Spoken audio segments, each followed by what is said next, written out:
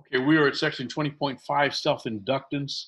We'll end up discussing inductors, which is another component that we're going to have in our circuits, more for AC circuits.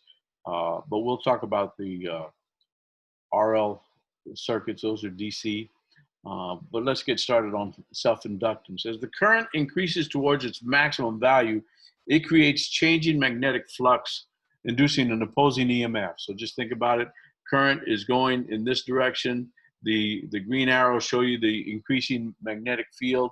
An opposing magnetic field produces a EMF shown in the dotted battery. So that reduces the current. And let's look here. Let's look at these three coils, and notice the current is the same in each of them. We're not changing current. At least we're not changing the direction of the current. We will be changing the amount of current.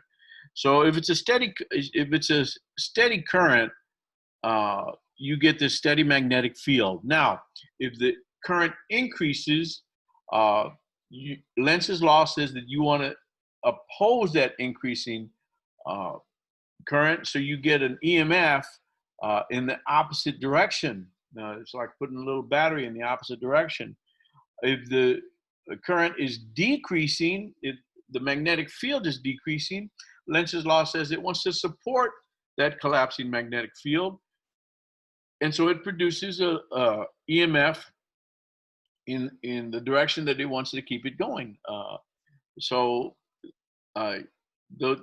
These are things we've learned from Lenz's law. Now, I apologize about the equation at the bottom. I had to correct the publisher's slide, and I don't know how to do the step-by-step slide production. So you see the end product already. So E is equal to, the EMF is equal to minus N times the dphi dt, the changing flux as a per unit time. And the minus is there because if it's an increasing magnetic field, it's a negative E EMF. If it's a decreasing magnetic field, it's a positive EMF. So that's what the minus sign is there. The N is the number of turns, and dphi dt is the changing magnetic field over time. E is also defined as minus L di dt, where the changing current, and L is what we call the inductance. It's a constant we call the inductance.